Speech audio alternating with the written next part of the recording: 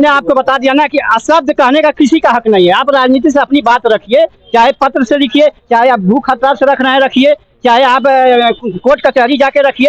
अरविंद केजरीवाल को तब के लहू से नहीं निकल के मुख्यमंत्री 3 बार दिल्ली के बने, वो भी जो है फराड में बने। किसके फराड में? अन्ना हजारे के नाम पे बना। वो युवा नहीं है और नारा लगाते हैं, वो मेंटल कर देंगे, वो मेंटल युवा है, मेंटल युवा। बात दलालों की मत करिए।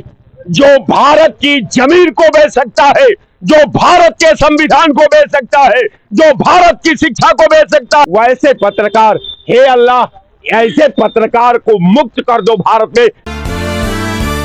नमस्कार, आपने देखना शुरू किया है द न्यूज टॉप। फिलहाल की सबसे बड़ा मुद्दा चल रहा है कांग्रेस जनता पार्टी को लेकर, यानी कि वहां पर जितने समर्थक आ रहे हैं, वहां पर लोग बोलने के लिए आ रहे हैं।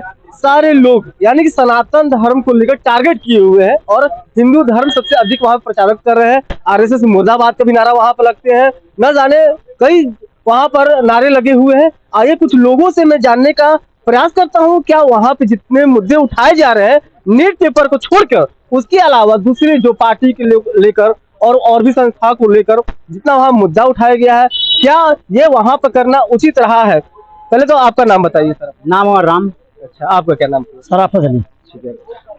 सबसे ज्यादा टारगेट यानी कि आप देख रहे हो कांग्रेस जनता पार्टी, ठीक है, कांग्रेस जनता पार्टी अभी सबसे ज्यादा मुद्दा, यानी ये बहुत गर्माहट माहौल चल रहा है और उसी में सबसे ज्यादा नारा लगाया जा रहा है, आरएसएस के खिलाफ लगाया जा रहा है, बीजेपी के खिलाफ लगाया जा रहा है और आस्था के खिलाफ लगाया जा रहा है। जहां पे वहां पे बोला भी जा रहा है कि सीता का नाम लेकर, सीता का पति का नाम लेकर, यानी राम के पति का नाम लेकर नीचा का काम किया जा रहा है। इस विषय पे आप क्या कहना चाहते हैं? देखिए, जब ये राजतंत्र हो गया, पहले ये लोकतंत्र हो गया, पहले राजतंत्र था और आज लोकतंत्र के हिसाब से आप राजनीतिक के हिसाब से कोई बात को हल कर सकते हैं और किसी को किसी तरह से आपको अशब्द कहने का हक नहीं है। सबसे ज्यादा टारगेट यानी कि जो सनातन धर्म है, सबसे ज्यादा टारगेट सनातन धर्म है, इसको लेके बहुत टिप्पणियां वहां पे किया जा रहा है। इस विषय में क्या आपको उचित लगता है कि वहां पर रहकर टिप्पणियां करना, यानी सनातन को ही सिर्फ क्यों टारगेट किया जा रहा है? देखिए, किसी तरह की बात अशब्द कहने की जरूरत नहीं है। आप राजनीति से अपनी बात रखिए, देश हित में संवैधानिक व्यवस्था के अनुसार अपना बात रखिए और रखने का आपका हक है। बाकी उचित हिसाब से जो संवैधानिक व्यवस्था उस पर नाजायज ढंग से किसी को किस शब्द जैसे गलत बात आपको कहने का हक नहीं है।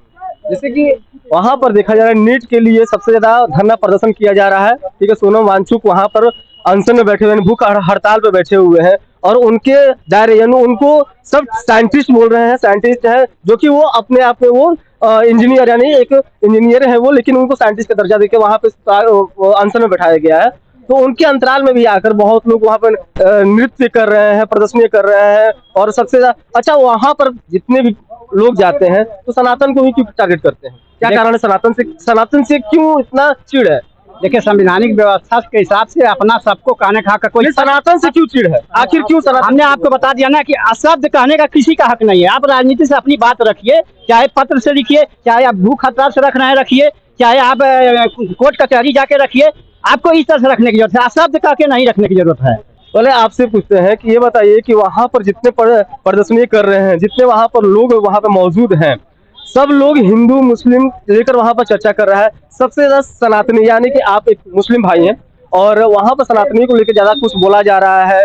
अल्लाह तेरे नाम, बहुत सारे ऐसे नारा है, जय भीम बोला जा रहा है, आरएसएस मुर्दाबाद बोला जा रहा है। वहां पे जय श्री राम, चाहे और भी लोगों का नाम, जैसे और भी प्रभु हो गए, भगवान हो, चाहे और भी कोई पार्टियां हो गए, उनका नाम वहां पे श्री राम का नाम नहीं लिया जा रहा है, लेकिन पार्टियों का नाम लिया जा रहा है। इस विषय में आप क्या कहना चाहेंगे? आप एक मुस्लिम भाई ने इसके प्रति आपका क्या प्रक्रिया है? देखिए, हम आपको बता दें, हम मुसलमान हैं जी।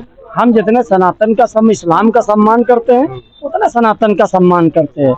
रहा है जब ऐसे लोग आरएसएस के बारे में उनको जानकारी नहीं होगी। अच्छा। आरएसएस एक सेवा का भाव होता है। हाँ। वहाँ गरीब हो चाहे अमीर हो, क्योंकि सेवा आरएसएस के लोगों को, हमारे भी मित्रता है, कभी समय समय पर अगर जरूरत पड़ती है तो हमारी ही भलाई में खड़े होते हैं। और दूसरी चीज, वो प्रयोजी जो वहाँ खड़े हैं जंतर मंतर पे धरना दे रहे हैं, वो समाजवादी कांग्रेस के पठाए हुए लोग। अच्छा। क्योंकि समाजवादी कांग्रेस से ज्यादा वहाँ पे आम जनता पार्टी के लोग, अभी तो फिलहाल में जो दिल्ली के मुख्यमंत्री रह चुके हैं केजरीवाल जी, वहाँ पे आए हुए थे और उन्होंने भी समर्थन दिया है। उन्होंने समर्थन इसलिए दिया है कि अरविंद केजरीवाल को तब के लहू से नहीं निकल के मुख्यमंत्री 3 बार दिल्ली के बने, वो भी जो है फराड में बने। किसके फराड में? अन्ना हजारे के नाम पे भुना के। रहा सवाल है जो कोई धर्म के बारे में, चाहे हिंदू हो मुसलमान हो, ज्यादा कटाक्ष करते हैं तो उसके खिलाफ देशद्रोह का मुकदमा लगा के सीधे वही जंतर मंतर से तिहाड़ जेल को भेज देना चाहिए। मैं यही मांग करता हूँ। अच्छा, कारण क्या है? बंगाल में हमने ममता का क्या हाल देखा, बिहार में तेजस्वी का क्या हाल देखा, अरविंद केजरीवाल का क्या हाल देखा, कांग्रेस का क्या हाल हुआ। पूरे देश के अंदर मुसलमानों ने तय कर लिया है। जैसे उत्तर प्रदेश में है कि 20% मुसलमान न दरी बिछाएगा, न 7% यादव राज करेगा। अब हिस्सेदारी बराबरी की लड़ाई होगी। इसीलिए जो है समाजवादी कांग्रेस वाले असरुद्दीन ओवैसी कहते हैं बीजेपी भी टीम 2-4% वाले मुख्यमंत्री बने। और सबसे बड़ा मुद्दा वहां पर है कि जो देश को बांटते, यानी जो कि देश को टुकड़े टुकड़े जो करते हैं, ठीक है, उनका नारा लगाया जा रहा है। यानी उमर खालिद का वहाँ पे नारा लगाया जा रहा है कि मैं बहुत शर्मिंदा हूँ, ऐसे करके वहाँ पे बहुत ही नारे लगाए जा रहे हैं। देखिए, हम आपको बता दें, थोड़ा उदाहरण हम आपको देते हैं। पाकिस्तान को गांधी जी ने, नेहरू जी ने अलग किया, और हिंदुस्तान बांग्लादेश को अलग इंदिरा जी ने किया। तो उसी परिवार के लोग हैं। ये देश के तो टुकड़े की बात छोड़ दीजिए, ये घर में जो है भाई भाई को, परिवार को फोड़ देंगे। बाकी ऐसा कुछ नहीं है। हिंदुस्तान की गंगा जमुना तहजीब है। लोग ईमानदार हैं, आतिमा वाले हैं, वफादार लोग हैं। उनके कहने बाकाए में नहीं आएंगे। और एक चीज हम आपको और बता दें, चलते एक नारा हम लोग जो कड़ाई में गाना गाते थे कि चलती गाड़ी उड़ती धूल, जलते दुश्मन खिलते फूल। ये लोग जितने मोदी जी को गाली देंगे उतने जो है उतने दिन तक मोदी राज करेंगे। और सनातन को गाली देने से इनका जो है सम्मान नहीं हो रहा। भगवान से कोई बैर करके सुरक्षित नहीं रह पाया है। इसलिए हमारे लिए सनातन और इस्लाम दोनों जो है धर्म प्यारे हैं।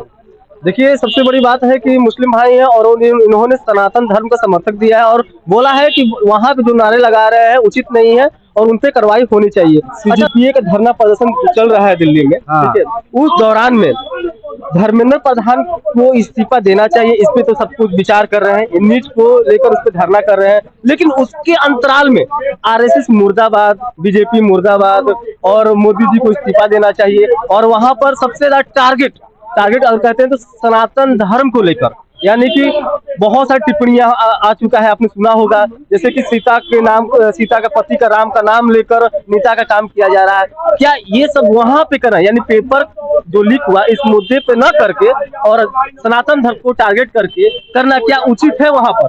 देखिए, ये सब वही लोग हैं। ये चाइना से ले आएंगे शिक्षाविद, पाकिस्तान से लाएंगे शिक्षाविद, अफगानिस्तान से लाएंगे। इनको पढ़ा लिखा भारत में नहीं मिलेगा। ये जितने कांग्रेसी हैं, ये जितने पीडीए वाले हैं, इनको कोई भारत में पढ़ा लिखा नहीं मिलेगा, इसलिए कि विदेश में पढ़े हैं। राहुल गांधी विदेश की शिक्षा, अखिलेश यादव की विदेशी शिक्षा।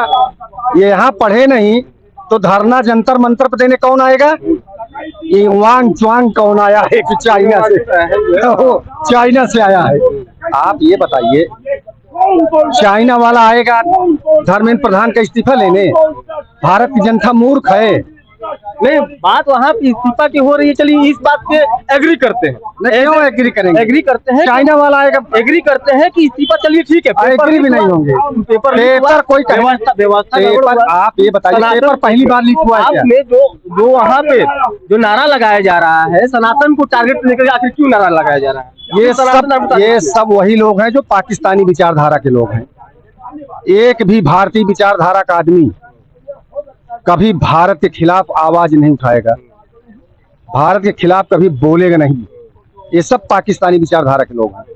और आपको युवा बोलते हैं, वो युवा नहीं है और नारा लगाते हैं, वो मेंटल युवा है, मेंटल युवा। और ये कभी नरेंद्र मोदी की पार्टी, भारतीय जनता पार्टी को वोट नहीं दिए हैं। पीडीए वाले कभी भारतीय जनता पार्टी को वोट नहीं दिए हैं और ना ये देंगे, और ना इनके वोट से भारतीय जनता पार्टी की सरकार बनी है, ये भी आप जान लो। आगे भी नहीं देंगे। ये सब मेढक की तरह ऐसे रट्टर करते रहेंगे, इनका सबका सफाया हो जाएगा। 2047 तक भारत की 100 करोड़ जनमानस इनकी विदाई कर दी है। वहाँ पे लोग बोल रहे हैं कि जैसा नेपाल का हाल हुआ, जैसा बांग्लादेश का हाल हुआ, वैसा भारत का भी हाल कर देंगे। ये इसीलिए तुले हुए हैं, ये यही करने आए हैं। ये कर क्या नहीं रहे थे क्या? ये यहाँ लखनऊ के हाई कोर्ट में इन्होंने बम फोड़ा, अयोध्या में बम फोड़ा, बनारस में बम फोड़ा, बेंगलोर में, मुंबई में, कहाँ कहाँ बम नहीं फोड़ा। ये वही लोग तो थे। और इनकी जब विदाई कर दिया नरेंद्र मोदी जी ने, इनकी विदाई कर दिया 140 करोड़ जनमानस में, तो हाथ पैर पटक रहे हैं, मछली की तरह छटपटा रहे हैं। ये जानते हैं कि उत्तर प्रदेश में बम फोड़ेंगे तो पूज्य महाराज जी की बंदूक की नली इनके दोनों टांग में छेद करेगी, और भारत के किसी कोने में बम फोड़ेंगे तो नरेंद्र मोदी जी जय श्री राम करेंगे, ये राम नाम सत्य उनका हो जाएगा। अब वो जमाना चला गया है। भारत के प्रेमबिल, भारत के संविधान का जो कलेजा होता है, उस प्रेमबिल को अगर छेड़छाड़ करने वाला कोई पैदा हुआ था तो कांग्रेस के लोग थे। इन्होंने लॉ बोर्ड बनाया छेड़छाड़ करके, उसमें मदरसा बोर्ड बनाया छेड़छाड़ करके। आज ये छटपटा रहे हैं, आज इन छटपटा रहे हैं। आज एक एक वोट भारत के हिंदू, भारत एक कांग्रेसी वोट नहीं करता भारतीय जनता पार्टी को। एक सुन लीजिए, न एक कांग्रेसी वोट करता, न एक कांग्रेसी भाजपा को वोट करता है, और न एक पीडीए वाला वोट करता है। पूर्ण बहुमत में भारतीय जनता पार्टी सरकार बनाती है, और आगे भी नहीं दोगे फिर सरकार बनाएगी। क्या बात कर रहे हैं आप? देखिए, आपसे चर्चा करते हैं कि अभी जो मुद्दा सबसे बड़ी बात चल रहा है, यानी कि सीजेपीए को लेकर जो चल रहा है, वहां पे सबसे ज्यादा सनातन धर्म को टारगेट किया जा रहा है। वहां पे नारे लग रहे हैं, कॉमेडी कर रहे हैं, कॉमेडियन आके ये कहते हैं कि सीता का राम का नाम लेकर नीचा का काम किया जा रहा है। आपने अच्छा बात किया। जरा सनातन पर अपना ओपिनियन रख दीजिए कि सनातन किसे कहा जाता है। जब सनातन किसे कहा जाता है, ये ओपिनियन अगर हमसे जो पूछ रहे हैं, जो वहां पर प्रदर्शनीय कार्य करने के लिए आ रहे हैं, तो वो क्यों नहीं अपना ओपिनियन उस प्रकार से दे रहे हैं? हम ये कहते हैं कि सवाल तो आपका है, तो सवाल तो आप ही बताएंगे हमको। अब हमको पते ही नहीं कि सनातन है क्या भला। हमको अगर पता होता तो मैं डिबेट करता आपसे, लेकिन जब आप सवाल कर रहे हैं तो जरा सनातन का संधि विच्छेद करके इन दर्शकों को बता दीजिए कि सनातन की वास्तविक परिभाषा क्या होगी। देखिए, आप सनातन की वास्तविक परिभाषा जानना चाहते हैं, लेकिन वहां पे जितने आ रहे हैं, जितने प्रदर्शन कर रहे हैं, वहां पे सब गीत गाया जा रहा है, अल्लाह तेरे नाम, अल्लाह तेरे नाम। तो ये क्या चीज है? ये क्या, अल्लाह भी इसी सनातन की का एक अविभाज्य अंग है। सारा संसार बोलेगा अल्लाह तेरे नाम। सारा संसार अगर सनातन की बात करते हैं तो अल्लाह भी सनातन में ही पैदा है। अल्लाह के लिए कोई दूसरा दुनिया नहीं बची थी। अगर सनातन का अविभाज्य पार्ट है अल्लाह, तो फिर सनातनी तो वो भी है। इसलिए कि अगर पूरे अभिलेख के आंकड़े का आप रीडिंग करें तो ये अल्लाह तो अब से 2200 साल पहले का धर्म है। अब साहब 2200 साल पहले ही नहीं सनातन आया। ये जब सृष्टि बनी थी, इसकी जब रचना हुई थी, तो सनातन शिव ने जो वेद और पुराण की रचना की, उसी वक्त उस ग्रंथ में जोड़ दिया था सनातन को। सनातन कोई थोपा हुआ नाम नहीं है। ठीक है, ये चीज आप कहते हैं सनातन को थोपा हुआ नाम नहीं है, लेकिन जहां वहां आपको दिल्ली में जब सीजेपीए के जो समर्थक करने के लिए लोग जा रहे हैं, और जब श्री राम की जब नारा लगा रहे हैं, तो वहां पर क्यों हावी हो जा रहे हैं? फिर गोदी मीडिया है और भाजपा का मीडिया, ऐसा क्यों प्रतीत कर रहे हैं वो सब आकर? श्री राम का नाम लगाना, जय श्री राम कहना, ये मैं अपराध नहीं मानता। अल्लाहू अकबर कहना मैं अपराध नहीं मानता। हर धर्म का एक अलग अलग मैनिफेस्टो होता है, अलग अलग उसका नारा होता है। हम जय श्री राम बोलते हैं, कोई अल्लाहू अकबर बोलता है, कोई अल्लाह बोलता है, कोई कुछ बोलता है, कोई कुछ बोलता है, सबको। लेकिन जब सनातन के पैरे पर आप डिस्कशन करिए तो इतना सनातन समुद्र है साहब, और नदियों का अस्तित्व समुद्र से है। समुद्र ही नदियों की मर्यादा को बचाए रखता है, समुद्र ही नदियों के क्षमता को नियंत्रित करता है। तो ये बताइए कि वहां पर जितने भी समर्थक आ रहे हैं, कॉमेडी कर रहे हैं, एक से एक कर रहे हैं, तो क्या उनको मतलब कि भगवान का नाम लेकर और उनको चिढ़ाकर आस्था को ठेस नहीं पहुंच रहा है? सुबह से शाम तक इस्लाम पर हमला हो रहा है, आप एक बार सवाल नहीं पूछे। सुबह शाम तक इस्लाम पे क्या हमला ऐसा हो गया है? वहां पे तो इस्लाम का कोई तो ऐसा तो हमला हुआ नहीं है। इस्लाम को तो वहां पे सब सपोर्ट कर रहे हैं, और सनातन धर्म जब जा रही है वहां पे तो उनको हटा दिया जा रहा है। श्री राम का नाम नहीं लेना है, बाकी जय भीम लीजिए, आरएसएस मुर्दाबाद बोलिए। किसने कहा कि आप जय श्री राम का नाम नहीं लेंगे? आपके पास कोई नामलेट है, नाम है क्या? वीडियो बहुत सारे वायरल हुए हैं जिसमें कि बहुत सारे पत्रकार के साथ व्यवहार, मतलब गलत व्यवहार। वीडियो तो आप ही बनाने वाले, आप रात को दिन बना दें, ये तो आपका मामला ही, आपका रात को दिन बनाते हैं, लेकिन जो सच्चाई होती है वो मैं दिखाता हूँ, वो चीज बताता हूँ लोगों को। बिल्कुल। आप देखिए, जब डिस्कशन हो रहा है तो आप अपने चैनल को व्यक्तिगत रूप में मत लीजिए। जब व्याख्या जब शुरू होगी तो व्याख्या करने वाला जो व्याख्याकार होगा वो अपने लिए बचाव का ऑप्शन रखेगा। कारण हमारा और आपका सवाल इतना था कि सनातन पर हमला हो रहा, राम पर हमला हो रहा।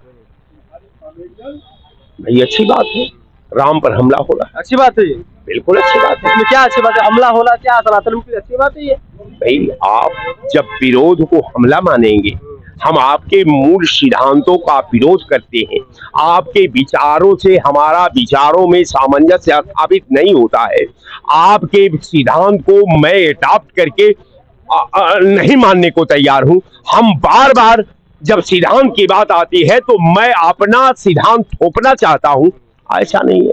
इस्लाम पर इस्लाम के लोगों ने भी हमला किया है। अगर आपको यकीन न हो तो तस्लीमा ने एक लज्जा पुस्तक लिखा है, भाग 7 को उठाइए और उस पैरे को पढ़ करके बताइए। उसने कहा, उसने इस्लाम पर कोट किया लज्जा के माध्यम से, और उसने कहा कि मैं जो है इस्लाम की आक्रामक भावना की वेदना को अगर विश्व के पटल पर रख दूंगी तो पाकिस्तान जल जाएगा। पूरा दुनिया सम हो गई, सारे लोग, अब हर देश उसको शरण देने को तैयार नहीं रहे। राइटर होता है साहब, बोलने का जज्बा होना चाहिए, बोलने का त्याग, तपस्या और बलिदान में आवाज पलती है। ये आवाज जो है सड़क पर नहीं पलती साहब। व्यक्ति हजरतगंज के दुकान में कलेजा नहीं पैदा होता, कलेजा मानो ऊपर से लेकर के पैदा होता है। और जब तक वो रहता है, जब तक जिंदा रहता है, तो कलेजा उसके साथ होता है, जज्बा उसके साथ होता है, भय मुक्त होता है, और जो फैसला वो चाहता है वो फैसला करके एक दुनिया का मार्गदर्शन कर देता है। जैसे अभी बोले हैं कि कलेजा रहना चाहिए, जज्बा रहना चाहिए। कलेजा रखिए, जज्बा रखिए, तो कलेजा और जज्बा के साथ सिर्फ और सिर्फ टारगेट सनातन ही क्यों? हमारे सामने कोई व्यक्ति नहीं मिला जो सनातन को गाली देता हो, जो सनातन का अपमान करता हो। जब आप दूसरे पर पत्थर मारोगे तो निश्चित तुम्हारे ऊपर पत्थर पड़ेगा। अगर दूसरे को माला पहनाओगे तो माला भले न दे, लेकिन तुम्हें बधाई जरूर देगा।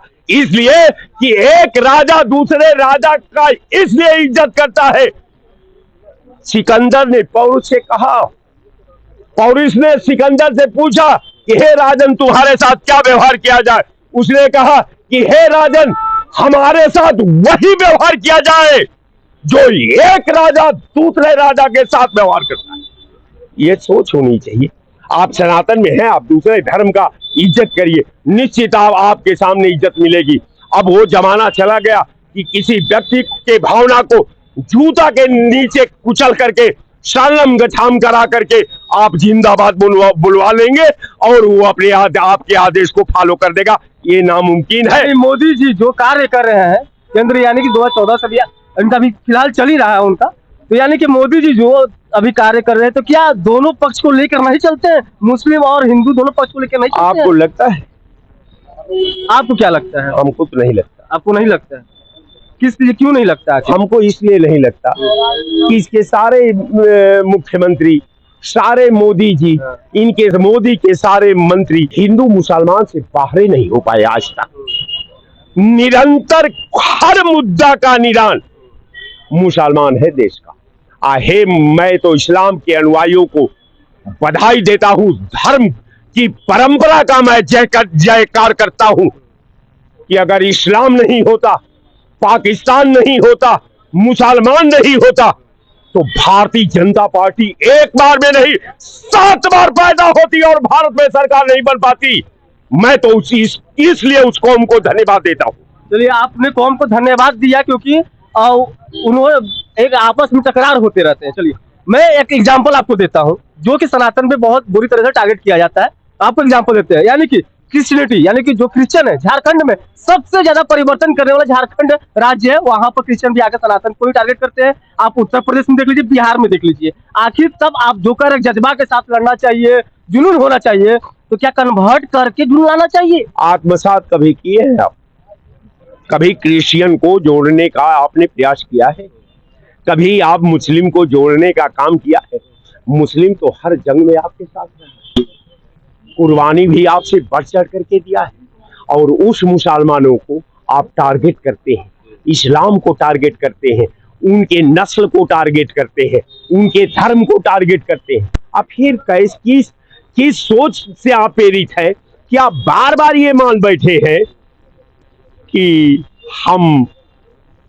आप वही व्यवहार करिए जो एक दूसरे के साथ किया जाता है।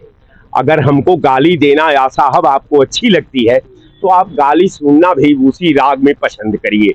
रह गया सवाल कि जो आपका सवाल है, मैं आपके व्यक्तित्व के बारे में हम एक ही शब्द से आंक लिए थे कि आप एक नेक एंकर है। आपका डिबेट जो है सार्थकता से प्रेरित है, लेकिन डिबेट में टीआरपी लेने के लिए, डिबेट को हिट करने के लिए, डिबेट का ब्रांडिंग करने के लिए थोड़ा निवेदन है, मेरा आदेश कोई नहीं, मैं आपका मालिक नहीं हूं साहब। एक बड़ा भाई होने के नाते सुझाव जरूर दूंगा कि आप सार्थक भारत के निर्माण में देखिए, वर्तमान भारत और संविधान का हित में ही बात किया जा रहा है और सभी पत्रकार उसी हित में ही चलते हैं, इससे बाहर कोई बात नहीं करता। कहाँ सवाल, कहाँ पत्रकारों की बात मत करिए, बात दलालों की मत करिए। जो भारत की जमीन को बेच सकता है, जो भारत के संविधान को बेच सकता है, जो भारत की शिक्षा को बेच सकता है, जो भारत के उद्योग को बेच सकता है, जो भारत के आवाम को बेच सकता है, जो भारत की एकता को बेच सकता है, वैसे पत्रकार, हे अल्लाह, ऐसे पत्रकार को मुक्त कर दो भारत में। केवल दलाल का दलाला हित पर छोड़ दो। जय हिंद। सारे पत्रकार इस प्रकार से नहीं होते हैं। जैसे अभी देखिए, अभी जैसे भाई साहब से ये बात हुआ, मुलाकात हुआ, उन्होंने जज्बा का बताया, जुनून के बारे में बताया, लेकिन एक चीज उन्होंने नहीं बताया।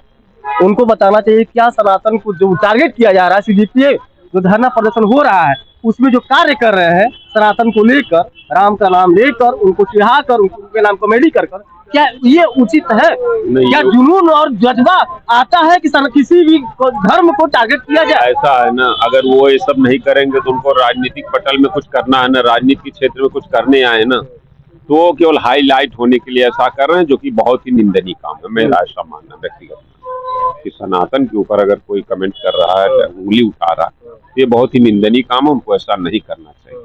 लेकिन वो राजनीति चमकाने के लिए ऐसे भद्दे कमेंट कर रहे हैं। देखिए, जो वहां पे जितने भी प्रदर्शनी करने के लोग आ रहे हैं, सबसे अधिक आप कभी भी मोबाइल उठाकर देखेंगे, कहीं भी वहां अगर जाते भी हैं तो एक ही नारा सुनने को आता है कि आरएसएस से मुक्त चाहिए, बीजेपी से मुक्त भारत चाहिए, हम मुझको आजादी चाहिए, ठीक है, जय भीम का नारा और आपको अल्लाह का नारा। लेकिन जब सनातन की बात आती है वहां पर उनको चुप्पी लग जाती है और कहते हैं कि आगे है दंगा फसाद करने के लिए। क्या श्री राम का नाम लेकर दंगा फसाद किया जाता है क्या?